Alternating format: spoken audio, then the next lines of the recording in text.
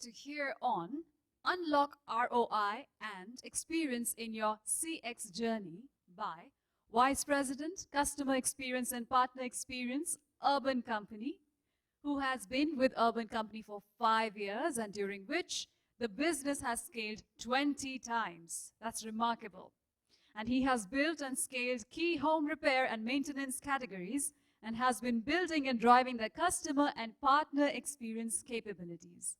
Prior to this, he's also worked with HCL Technologies. Ladies and gentlemen, let's welcome with a huge round of applause, Mr. Nikhil Shanker. Good afternoon, everyone.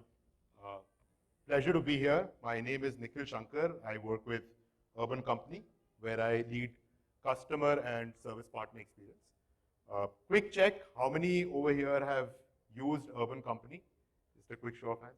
Amazing, great to see. So, what I'm going to talk about is not necessarily about Urban Company itself, but a couple of key learnings we've had through our journey related to overall experience that customers, or in our case, service partners have on the platform. And some things, or broadly 2 messages that I want to land, which have helped us unlock experience for consumers and our service partners and maximize ROI on our efforts over there. So, overall as a group, whether I'm at Urban Company or any of us, one of the things that I think we are striving to do is to deliver phenomenal experiences to an infinite set of customers. Infinite over there being that we would hope that our market keeps growing and growing, and all of India at some point or the other, or all of the world at some point or the other, continues to transact and buy products and services from us. And to each of these customers, can we deliver a phenomenal experience every time at any touch point that they have. The constraint, however, is that we have finite resources. And even though that's our wish, we are at any point of time constrained by a set of resources, not necessarily because this is a, many times it's seen as a, if you purely look at customer experience, it's seen many times as a cost function. It's a cost of doing business, and hence, how can I contain this cost in a certain amount? So when you look at this constraint, one of the things to imagine is how can I maximize the ROI I get from this, and hence ROI. There's a set of resources, I want to maximize impact, and hence how do I get the biggest bang for every rupee that I spend. 2 messages to land, and so one, that can we maximize what we do with this 1 rupee? And that's usually the route that all of us think of. The nuance there being that to maximize my impact of that 1 rupee, a lot of effort goes towards how can I do the same with minimal cost, and that's one frame of thinking about this problem. Or the other is, how can I maximize the outcome out of, even if I continue to spend 100 rupees, can I keep maximizing the outcome I'm able to achieve through the same 100 rupees? And the unlock there is technology. I'm sure that through the day, all of us have heard a lot about our technology gets used in our customer journeys when they seek support in the post-sale support journey, so on and so forth.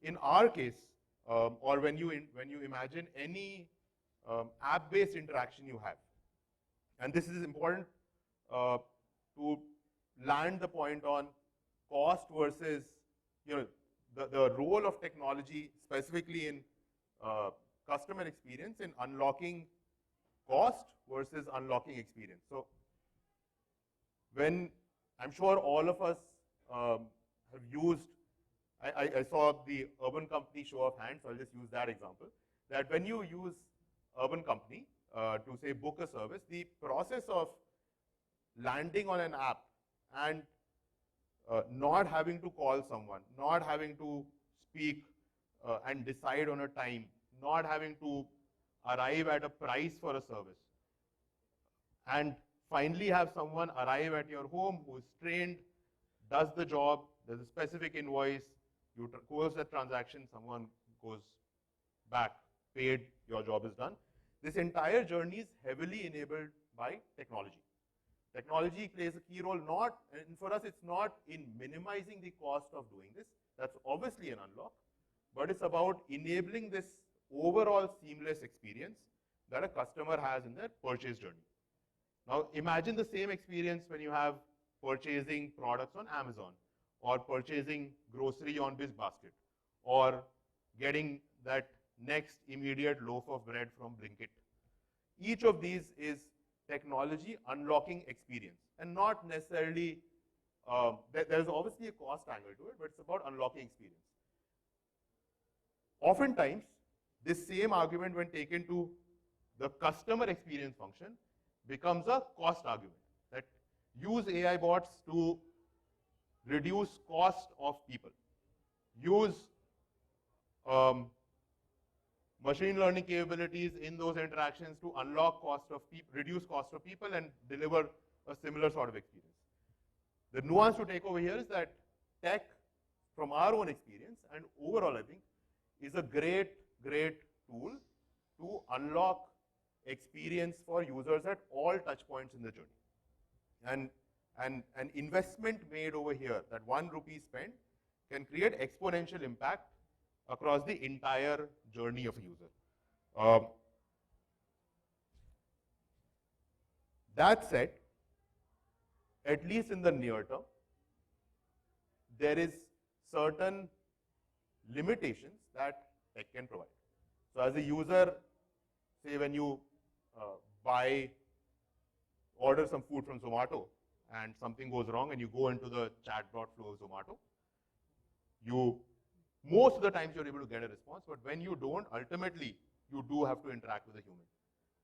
And you can always argue that whether that experience is seamless, not seamless, but it may solve a certain set of challenges, and beyond that, there may be human intervention required. Or it may do it at a certain standardized level, but there will be something that you want to provide over and above that, where human intervention may or may not be required. So the second part of this is to unlock. So one, we've discussed that tech can unlock overall experience for the aggregate. And over and above that, one of the things that the other points we discussed was that we want to do this for a very large set of users. Now, when you look at your own customer set, or whoever transacts with your business over the last 1 year, you will find some form of Pareto over there, some form of 80-20, to say that a subset of users give me disproportionate value for my business.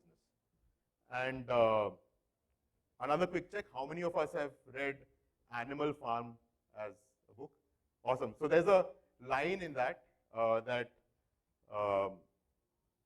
all animals are equal, but some are more equal than others, right? So, and that's a socialistic concept where everyone is equal, but within that, there is a nuance that when you treat everyone as equal and some VIP lands, you realize that, let's make sure this happens well, because this is a VIP customer, or this is like a very well-known customer of ours has transacted with us. So under that philosophy of all customers are equal and we have to provide phenomenal service to each, oftentimes in that socialist philosophy, we ourselves end up taking that view that, okay, some are actually more equal than others. So there's an alternate view, that in reality, within our customer set, there are a set of consumers who are giving us disproportionate value. And that's true for most businesses.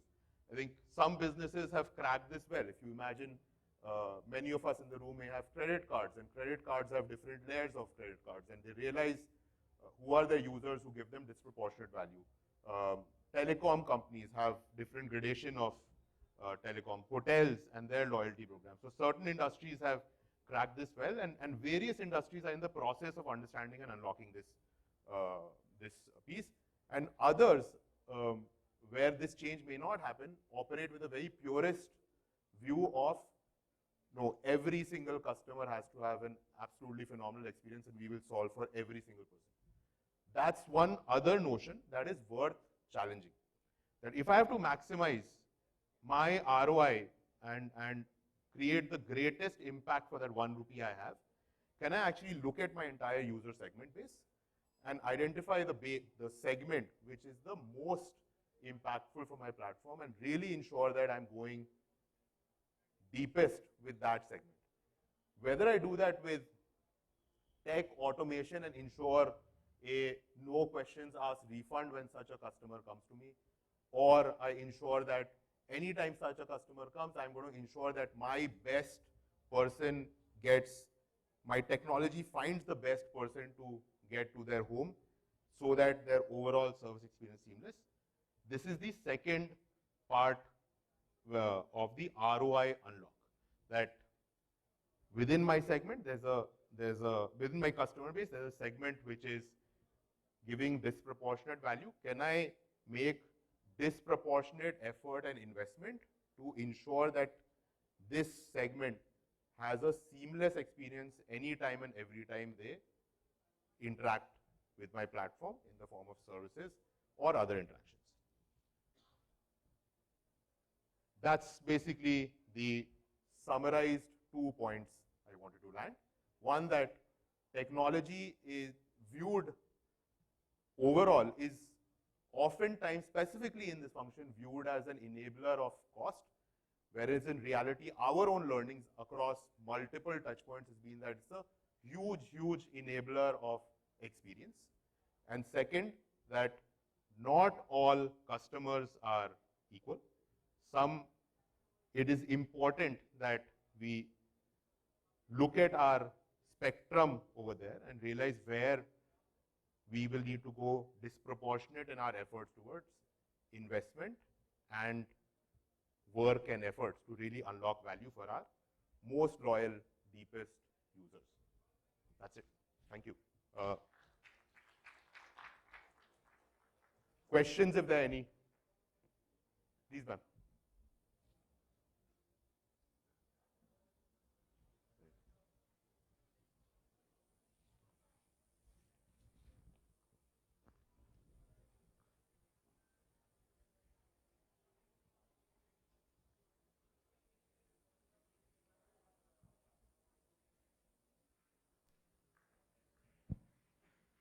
Hi, thank you, Nikhil, for those insights. I think what you said is very relevant for definitely startups where the resources are finite, and you really have to pick and choose where you want to invest in the customer experience journey. And you gave some very good pointers. I think the other challenge we face is really convincing the founders or the people who've actually started the company, where the focus is mostly on the product most of the times, right? So any tips on, how can you really change that orientation, especially in the beginning years of a company, from product towards, more investment, interest, orientation towards customer experience? Sure, great question. So very recency bias for me. Just yesterday we were discussing, so there's this video by Jeff Bezos, it's called 𝗏𝗏𝗏. Do Google it when you have time. And the message he lands, it's a 7-8 minute video from 1999, and it establishes the philosophy that Amazon till today follows. That the message is that we use technology as an enabler for various things, but end of the day, we will differentiate ourselves through customer experience. I will spend a large amount of money on warehouses, but I will do that to unlock customer experience. I will have huge capex on warehouses across multiple countries, but I will do that to unlock customer experience. And so when the view is that in the long run, customer experience and growth are very closely aligned.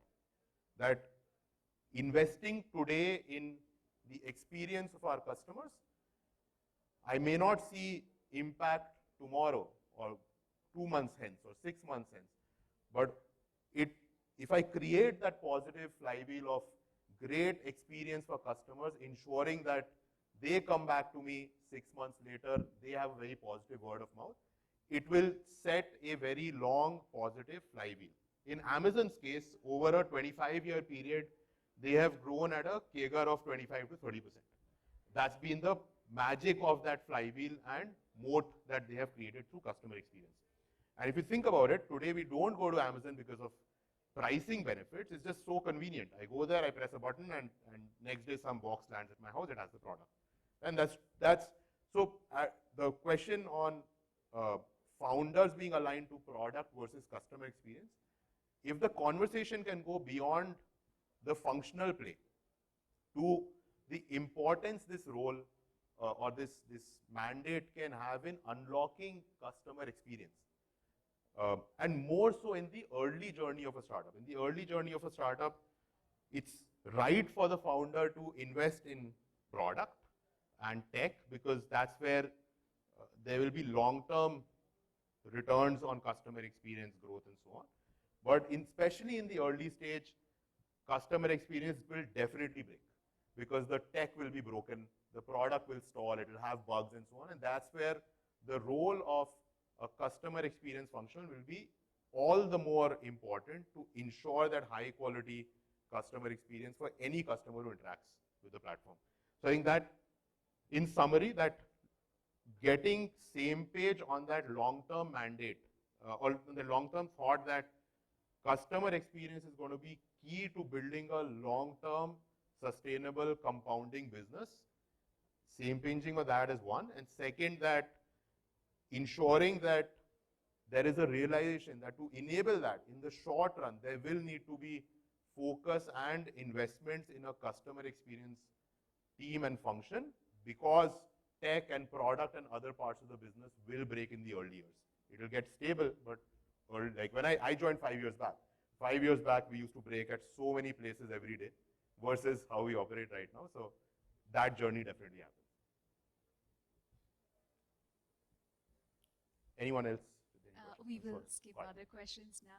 Thank you very much, Mr. Nikhil Shanker. A huge round of applause for Mr. Shanker.